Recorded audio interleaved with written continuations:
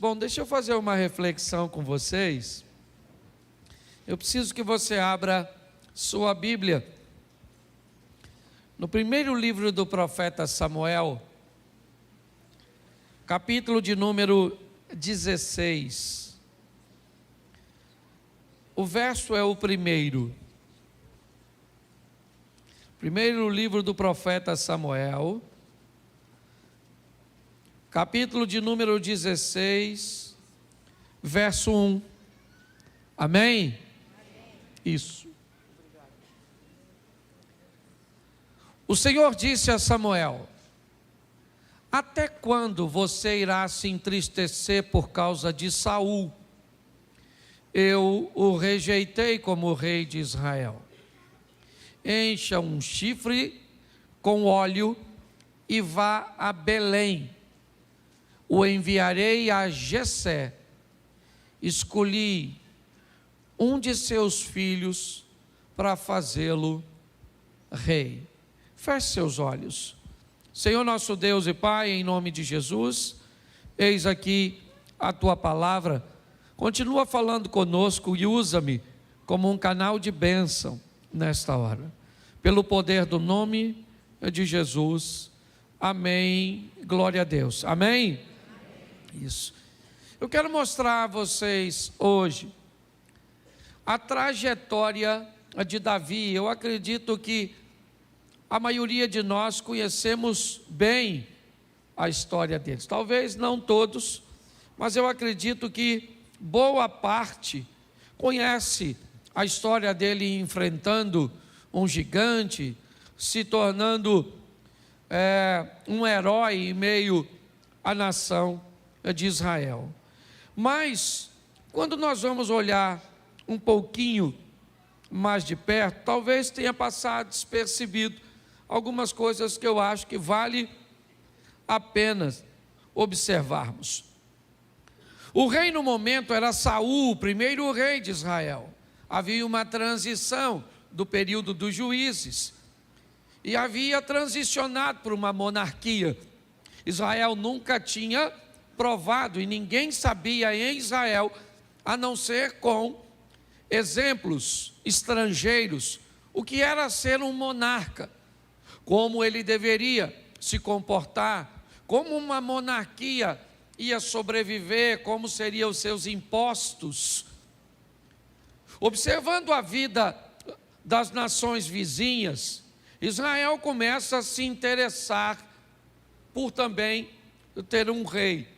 E foi pautado nesse ambiente que Deus instrui Saul a ungir, ou instrui Samuel a ungir Saul como o primeiro rei de Israel. Me parece que não foi um início tão bom assim. Ele não sabia como era ser rei, como se comportar como rei. Havia uma série de restrições no que diz respeito a Saul. Talvez por isso a promessa estava sobre Judá e acabou aparentemente se cumprindo em Benjamim. Porque a promessa é que um rei se levantaria, é verdade, ela existia, mas seria da tribo de Judá. E quando Benjamim, ou seja, a tribo de Benjamim acaba vendo um rei vindo dela, parecia alguma coisa muito confusa.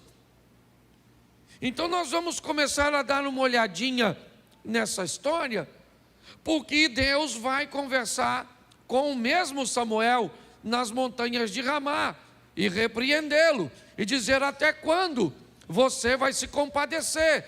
Até quando você vai ter dó de Saul? Eu não quero Saul mais como rei. Eu já elegi um novo rei para meu povo. E ele vai sair da casa de Jessé, o belemita, Belém de Judá. E eu vou fazer dele um novo rei. Vá para lá, porque lá eu vou te direcionar. Samuel diz algo no verso 2, bem interessante. Coloca para nós, por favor. Samuel, porém, disse: como poderei ir? Saul saberá disso e me matará. O Senhor disse: leve um novilho com você e diga que foi sacrificar ao Senhor. Preste atenção. Davi está envolto numa trama elaborada por Deus. Davi não sabe nada do que está acontecendo. Deus está decidindo o futuro deste rapaz com seu profeta, com seu juiz. Deus chama e diz: Samuel, eu vou colocar um novo rei, e ele não vai ser de uma descendência de sangue, não, eu vou mudar. Vai à casa de Jessé e lá eu vou te direcionar, mas isso precisa ser extremamente sigiloso. O próprio Samuel disse: olha, se a informação vazar de que eu estou indo na casa de alguém para ungir esse alguém como rei, inevitavelmente o rei vai mandar me matar para que isso não aconteça. E Deus disse: então faça o seguinte, não fale para ninguém. Vamos fazer um sacrifício, e durante a cerimônia do sacrifício você unge o filho que eu lhe orientar, e depois vai embora, porque não tem nada a ver com você, Samuel, é comigo. Eu quero mostrar hoje a você e também a mim, porque hoje para mim foi um dos dias mais difíceis da minha vida. Só Deus sabe como é que eu estou aqui para pregar. Mas eu tenho aprendido que a força para enfrentar ambientes desafiadores está no anonimato. Está naquilo que vivemos com Deus no secreto, no escondido. Naquilo que nós fazemos nos bastidores, nas madrugadas, nas orações, nas lágrimas, nas adversidades, nos problemas, nas crises. Naquele ambiente onde não tem esposa, não tem filho, não tem amigo, não tem parente, não tem ninguém, só tem Deus. Naquelas situações que você olha e diz: cadê os amigos, cadê os parceiros, cadê as pessoas que deveriam estar comigo engajadas? Elas não aparecem, e não porque são ruins, não, é porque elas não têm que aparecer, porque tem aquele momento que é só você e Deus, e saiba, a guerra vai chegar para você, o gigante vai aparecer, e muitas vezes não tem ninguém para te ajudar, porque Deus quer dizer para você: conte sempre comigo, porque o resto é somente acessório. Se aparecer, bem, é bônus. Se não aparecer, saiba, estarei convosco todos os dias, até a consumação do século. As coisas com Davi são sempre muito escondidinhas, ninguém está vendo, é sempre no anonimato. Ele não está em casa quando o profeta chega. Seu pai esquece dele, apresenta todos os filhos.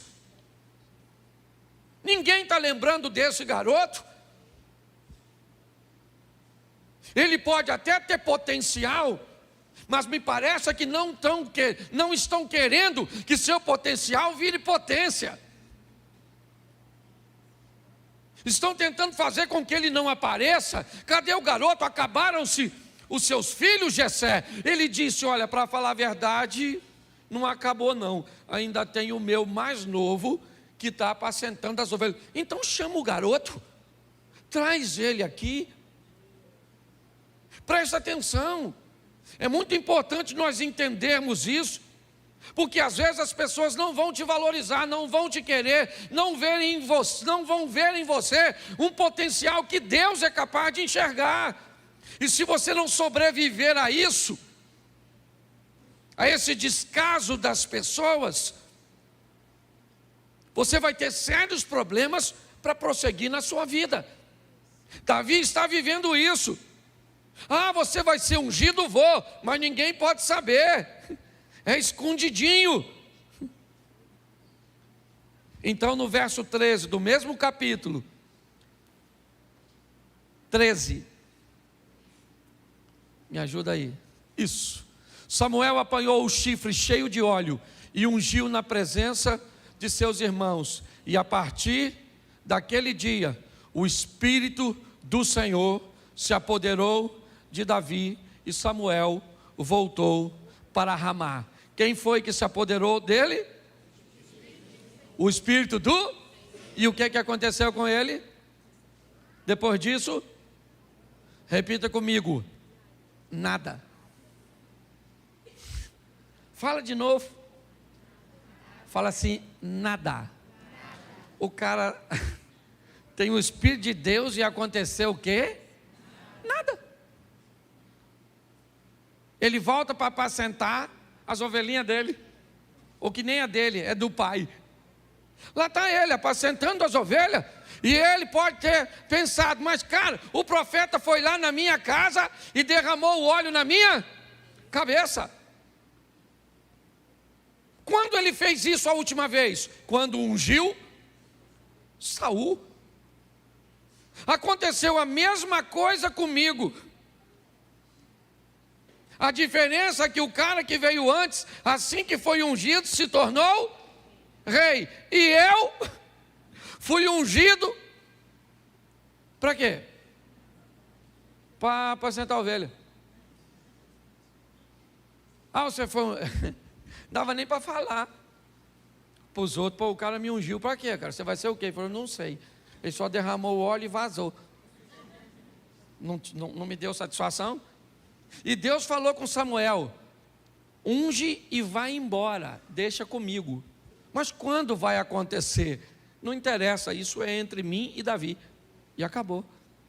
Seria muito legal se todas as coisas acontecessem segundo as nossas expectativas. Mas nem sempre é assim. Muitas vezes o que nos reserva é um anonimato. É ficarmos muitas vezes escondidos, onde Deus, me parece, está preparando alguma coisa, o caminho, um ambiente, para que num determinado momento Ele nos faça aparecer, nos dê um nível de reconhecimento para enfrentarmos as nossas batalhas e vencermos. No verso 18, ainda desse capítulo, um de seus oficiais respondeu: conheço um filho de Jessé de Belém, que sabe tocar harpa, é um guerreiro valente, sabe falar bem, tem boa aparência e o melhor de tudo, o que é? O Senhor é com ele. Preste atenção, o Senhor é com ele, sim ou não? Sim. Todo mundo está vendo, mas ele estava fazendo o que até o presente momento? Apacentando suas ovelhas, sem notoriedade. Mas o Senhor é com ele, beleza. Mas antes do Senhor com ele, ser com ele, alguém está precisando que tenha um músico para tocar no palácio. Ele toca sim ou não? Bem ou mal? Hein? Ele é valente, guerreiro, vai estar perto do rei, qualquer ameaça ele pode intervir, sim ou não? Ele é um cara de boa aparência, sabe falar bem, sim ou não? E ele tem ainda a seu favor que o Espírito do Senhor é com ele. Antes do Espírito do Senhor ser com esse cara, ele tem diversos atributos que o colocam naquele lugar. Ele não caiu ali de paraquedas. Tudo bem que está escondidinho, tá beleza, um giro para ele. Mas o texto diz que alguém olhou para ele e viu e disse: eu conheço um garoto, um moço, sabe tocar bem, é de boa aparência, valente, bom de palavras, e o Espírito do Senhor, e o Senhor é com ele. Alguém falou: então traz ele para cá. Por quê? Porque o Espírito de Deus havia se afastado de Saul e agora estava em Davi. E me parece que isso aqui é muito legal, só que não mudou a vida dele basicamente nada. Um cara que foi ungido para ser rei e está tocando para o rei dormir, de certa forma pode parecer até degradante. A história dele não começa com um sucesso, onde todas as pessoas, ou todas as pessoas, às vezes, possam olhar toda a glória do momento em que ele enfrenta o gigante. O gigante, na verdade, é uma grande oportunidade. A história de Davi começa no capítulo 16, mas é no capítulo 17 que ele começa a receber algumas oportunidades, e algumas, para te falar a verdade, que eu nem sei se acontece, porque Deus era com ele. Tem esse texto aqui que eu gosto muito, presta atenção, capítulo 17, coloca para mim verso 34, é bom que todo mundo lê comigo. Davi, entretanto, disse a Saul: teu servo toma conta das ovelhas de seu pai. Quando aparece um leão ou um urso e leva uma ovelha do rebanho, põe o 35, por favor. Eu vou atrás dele, dou-lhe golpes, livro a ovelha da sua boca. Quando se vira contra mim, eu pego pela juba e dou golpes até matá-lo. Vamos ver ele terminar essa história. Teu servo pode matar um leão e um. Esse filisteu incircunciso será como um, pois desafiou o exército de Deus. Presta atenção em mim aqui. Davi matou um leão e um urso. E aí veio uma pergunta na minha cabeça: antes de ser ungido ou depois de ser ungido? A Bíblia não responde isso. Quando eu vejo seus irmãos dizendo que ele era presunçoso desde novo, me parece que Davi tinha uma postura diferente dos demais.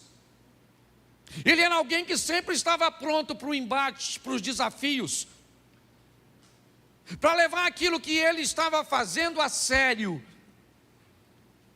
para ser capaz de expor, ou de se expor ao perigo, para manter com integridade a missão cuja qual ele foi enviado. Quem viu Davi matar leão e urso? Ninguém.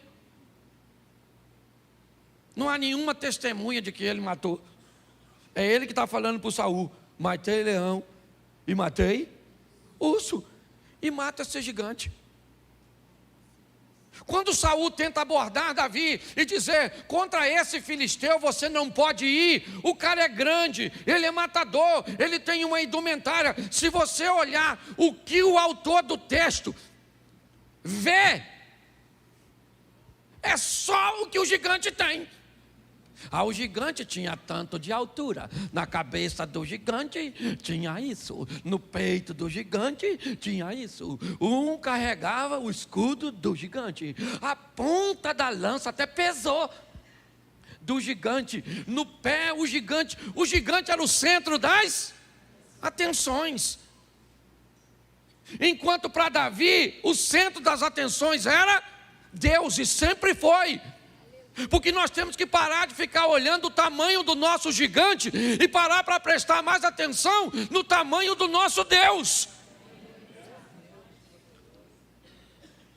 Os adversários sempre vão estar diante de nós. Quando? Quando nós, muitas vezes, não temos ninguém. Essa é a grande verdade. Quem é que estava ele quando o leão veio? Ninguém.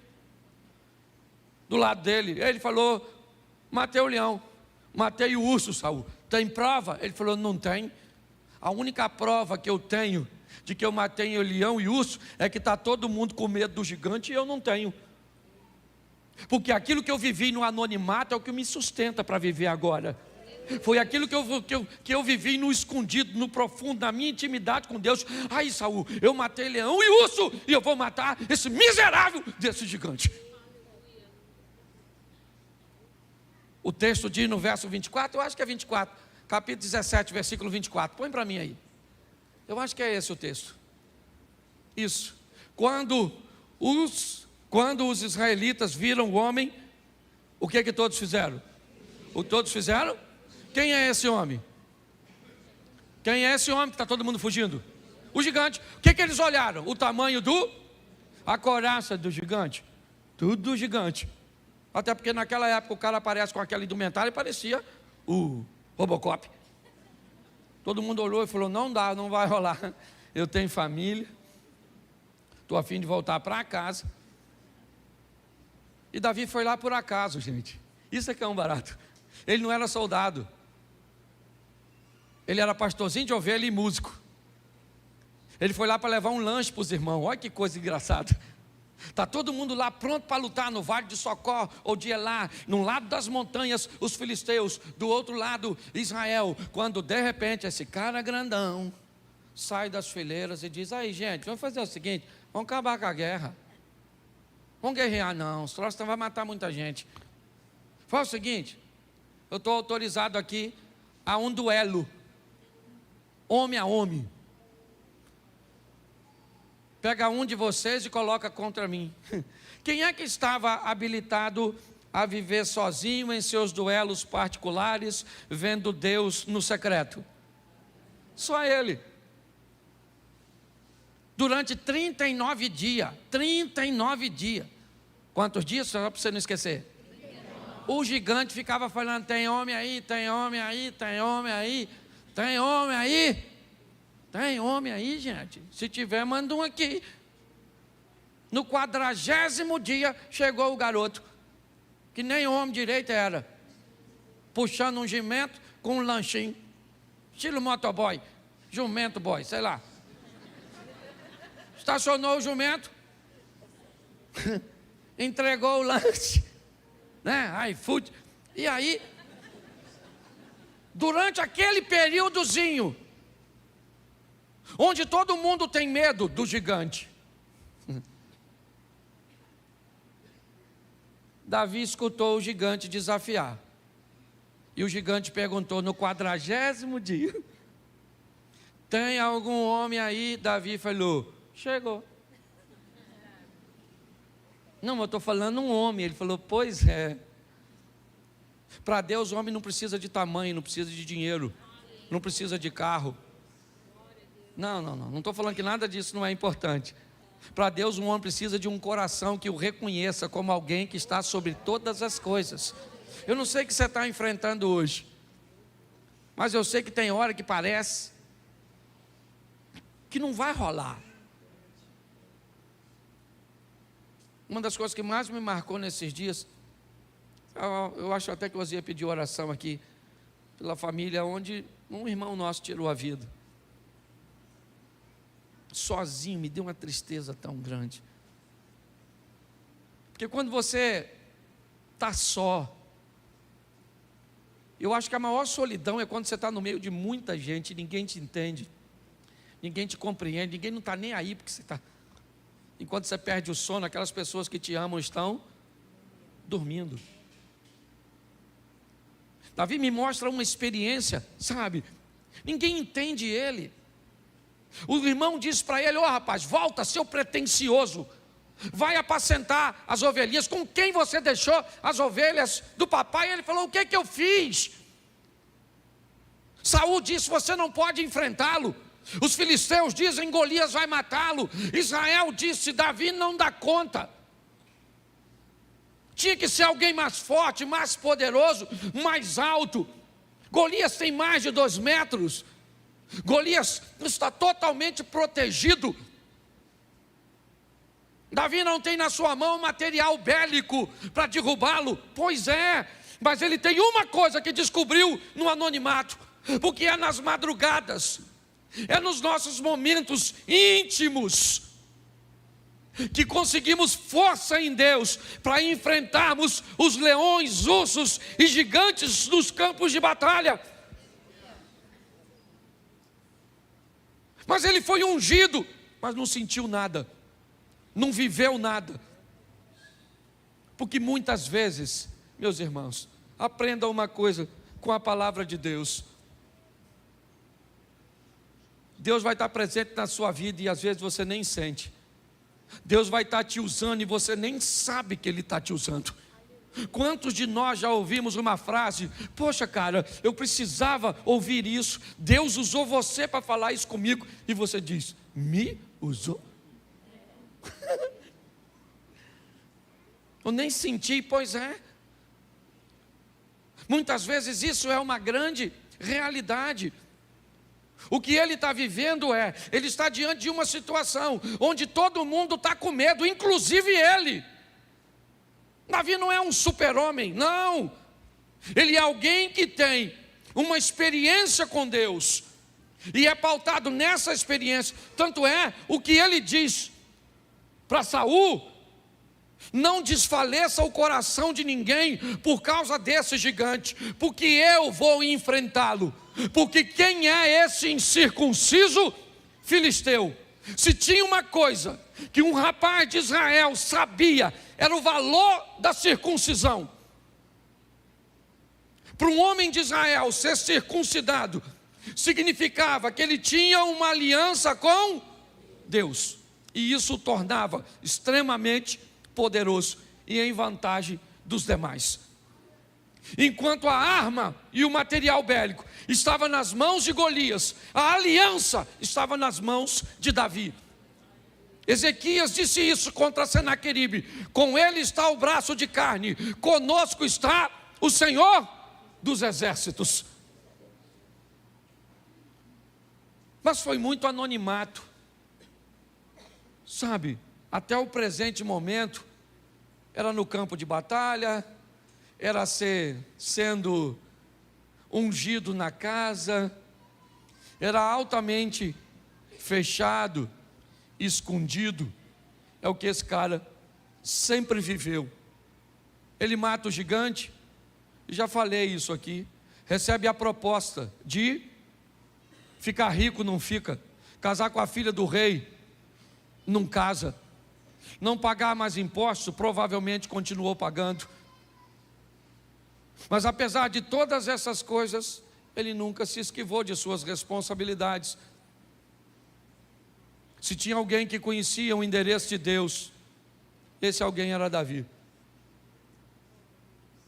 Vê a maneira cujo qual ele se posicionava, até mesmo depois de cometer um erro.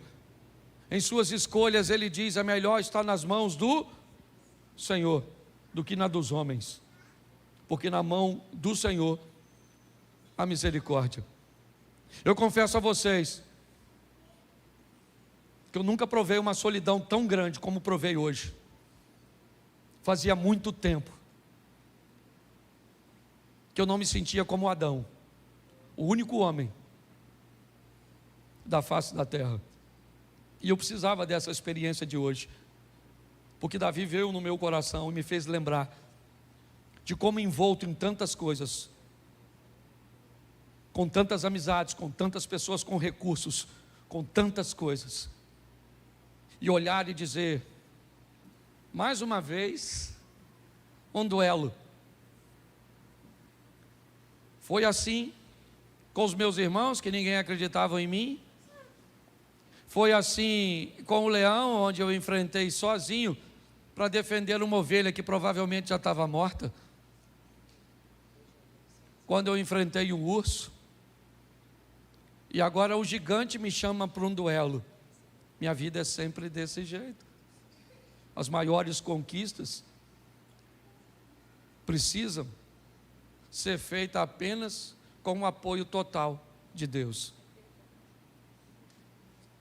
Eu vim de uma viagem a Israel e eu amo passar pelo Egito.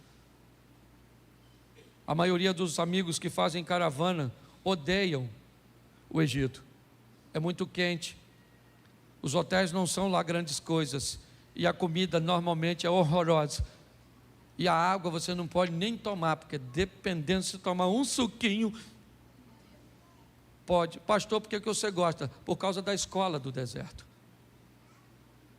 Porque no deserto você aprende que um ser vivo, na sua maioria, precisa de 3 coisas nessa vida: água, alimento e abrigo. E é por isso que Jesus diz: eu sou a água viva. Lembra? Eu sou o pão e eu sou a porta. Quando você descobre o porquê do deserto, o porquê da dificuldade, o porquê do problema, é porque nós descobrimos que no deserto você descobre que não é simplesmente o que você quer ou o que você precisa, são suas prioridades. E quando assuntos são guerras, sejam elas neste âmbito físico, ou no emocional ou espiritual, nós vamos descobrir que precisamos de Deus o tempo inteiro conosco. senão nós vamos desistir. Não interessa o que você tem, quando a solidão chega, você descobre que o único que vai estar lá te esperando de braços abertos, esse alguém é Deus. Não tinha ninguém, aliás não podia, porque era um duelo, ninguém pode ir, é só Davi e o gigante. E Davi disse: esse incircunciso, sem aliança, não é páreo para o Deus que eu sirvo. Ele é maior que eu, mas não é maior que o meu Deus. Eu não sei o que você está enfrentando hoje, mas provavelmente, nós conversamos essa semana sobre isso, ingratidão.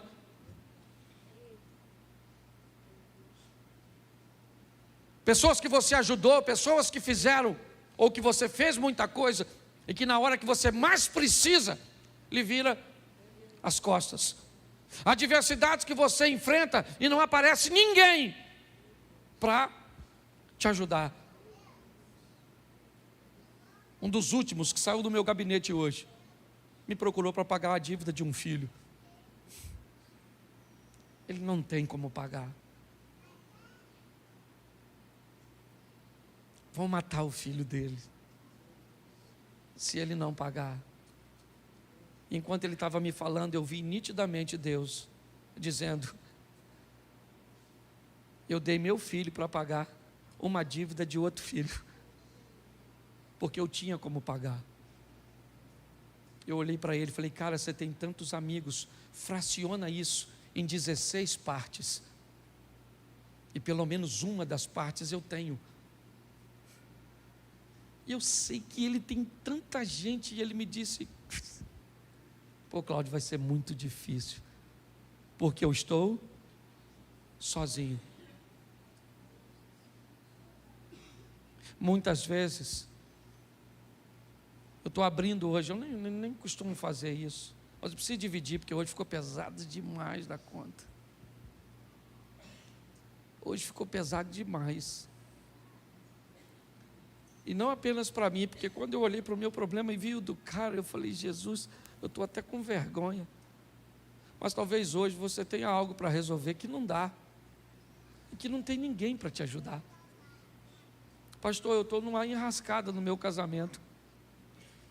Pior, não estou querendo divorciar não, ele só está ruim de uma tal forma que eu não acredito que melhore. Pastor, eu preciso resolver isso. Você viu aí os pedidos, eu nunca vi tanto pedido de oração como hoje.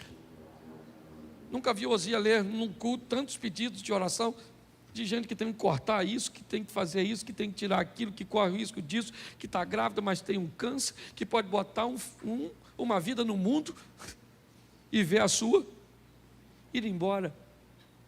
Só que nós temos que aprender, irmãos, que esse mundo e essa vida não é para fracote, que essa vida não é para reclamão. O ambiente que nós estamos aqui é duro para todo mundo. E talvez hoje você esteja numa situação: ah, mas que legal que a igreja está cheia, mas daqui a 20 minutos esse culto acaba, e você vai embora sozinho, para dormir sem cônjuge, certo? Para não saber como é que vai resolver um problema amanhã. Então eu vim hoje aqui falar para mim mesmo e para você, que a minha vontade é ir para casa, sabe? E ficar pelo menos aí uns 30 dias sem ver ninguém, sem conversar com ninguém, sabe? Descansar, espairecer, pegar força de novo. Mas eu não tenho essa moleza. Amanhã eu viajo de novo, e depois da manhã eu estou pregando sobre felicidade, e sou feliz, só estou triste, mas não sou infeliz. Ah, pastor, o senhor vai ser hipócrita? É lógico que não, eu vou tirar força de onde não tenho, sabe? Vou lá no buraco, vou lá na cova, vou lá no ambiente onde meu Deus sempre esteve me esperando,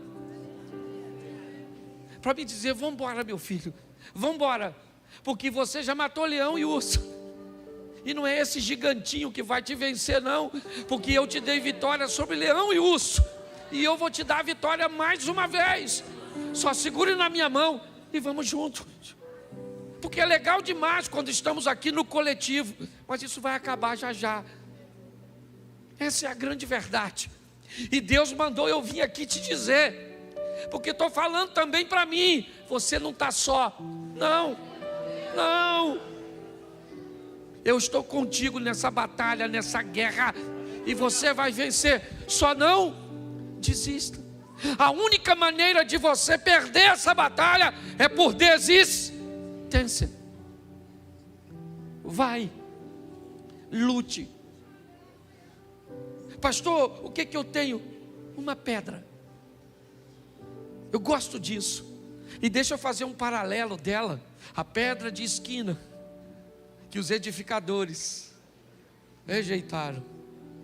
Eu gosto disso, porque a Bíblia compara ele também a uma rocha, a rocha eterna, aquele que vai entrar com providência a nosso respeito no momento certo. Quando, pastor? Quando a maioria vão estar olhando. E diga-se de passagem, muitos deles torcendo para nós perdermos. Davi entra totalmente desacreditado no vale de Elá. Diante dele, um homem bem equipado, praticamente intransponível. O placar é a favor dele. Ele é famoso. É um filisteu de Gade. De onde ele vem costumam sair homens grandes, poderosos e fortes. Ele é apenas um menino que traz apenas na mão, talvez, uma varinha e uma funda, cuja qual ele usa para espantar os animais. Mas eu gosto de Davi porque provavelmente o primeiro animal que ele matou na vida foi uma ovelha. Ele criava para comer. Provavelmente o seu segundo animal, a Bíblia não diz que ele matou, mas era o maior inimigo da ovelha. E se ele era pastor, tinha que lidar com esse inimigo. Quem era? O lobo. O terceiro, ele mesmo narrou, um leão. Depois, ele enfrenta um urso. Agora, ele enfrenta Golias.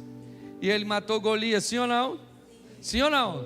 Todos os inimigos que ele enfrentou até o presente momento, ele pôde matar, sim ou não? Mas agora vem o próximo, quem é? Saul. E agora Davi disse: esse eu não posso matar.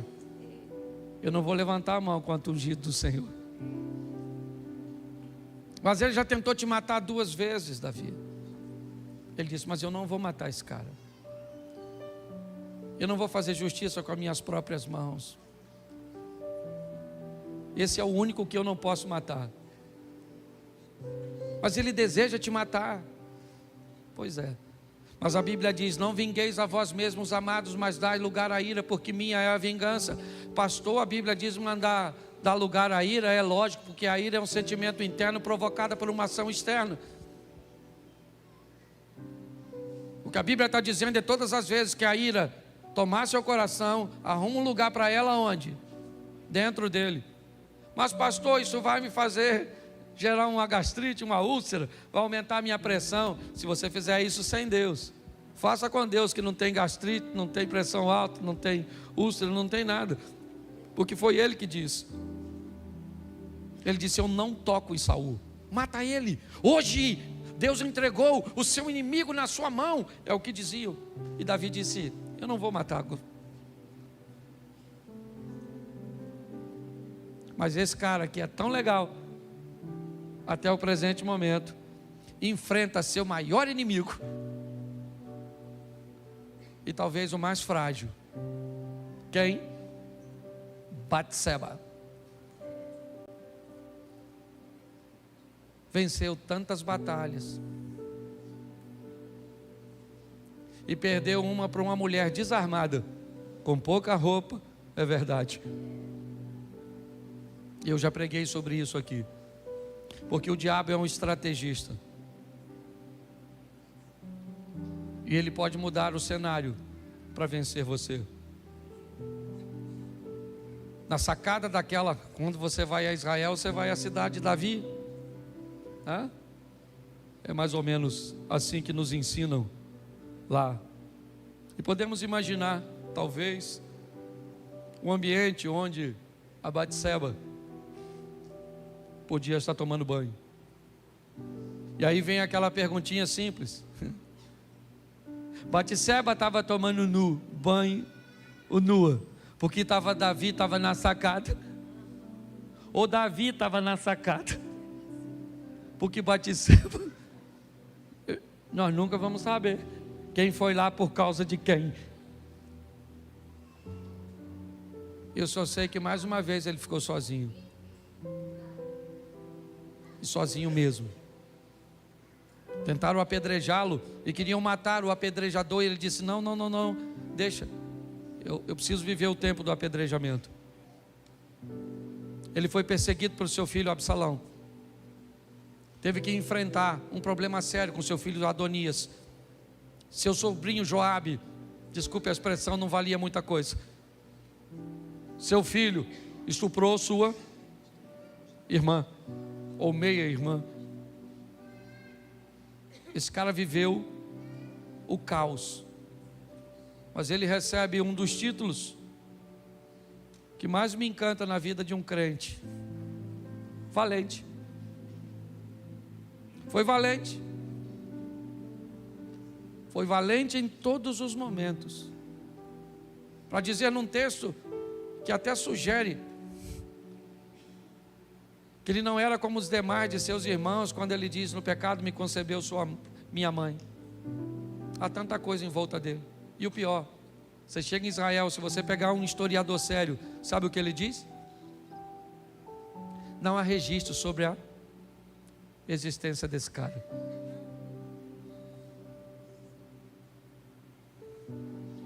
E aí para alguns, pastor, ele existiu ou não? Ele nunca esteve preocupado com isso.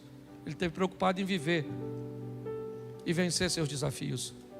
O culto está acabando e nós vamos para eles. Eles começam pós-culto, ou talvez amanhã de manhã. É uma empresa para administrar, é um casamento para gerir, são filhos para colocar no caminho, são traumas que vivemos na igreja ou fora delas, de gente que nos machucaram, nos feriram. São situações que temos que viver. E segure aí, porque a maioria delas você vai ter que vencer sozinho. É só você e Deus. Mas como Ele está onde sempre esteve, e nele não há mudança nem sombra de variação, é só nós acreditarmos que Ele vai estar lá, porque Ele vai. E quando tudo parecer perdido, você vai olhar para a sua mão e sabe o que ela carrega? A cabeça de um gigante. Você vai olhar para a sua vida e vai descobrir que ela carrega a misericórdia de Deus. Que nós possamos ir para casa hoje acompanhado. Vá batendo um papo com aquele que vai contigo, contando para ele sua história que ele já sabe, mas que muitas vezes nós precisamos dizer para nós mesmos: você não está só.